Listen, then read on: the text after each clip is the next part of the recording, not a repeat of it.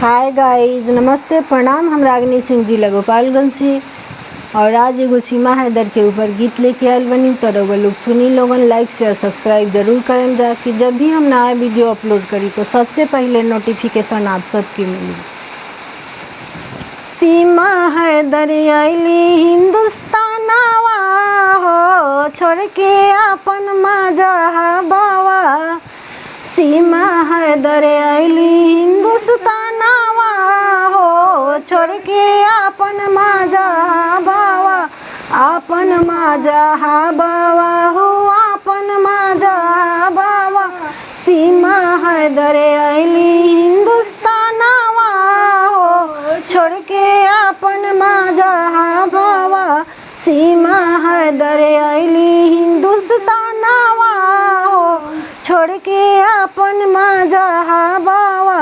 आए है खेलली में पबजी के गेमावा हो, भइल सचिन जी से मेलावा। खेलली में पबजी के गेमावा हो, भइल सचिन जी से मेलावा।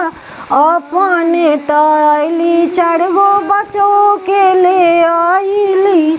अपने त आइली 4 गो बच्चों के ले आइली।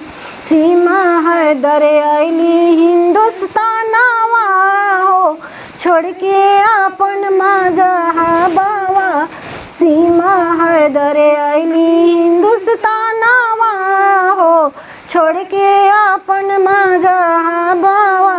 आए है सीमा हैदर कैली ऐलानवा हो, नाही जइबो पाकिस्तानवा।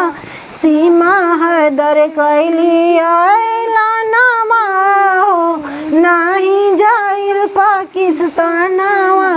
हिंदुस्तानवा में देहब अपन जानवा हो, नाही जाइब पाकिस्तानवा। हिंदुस्तानवे में देहब अपन जानवा हो, नाही जाइब पाकिस्तानवा।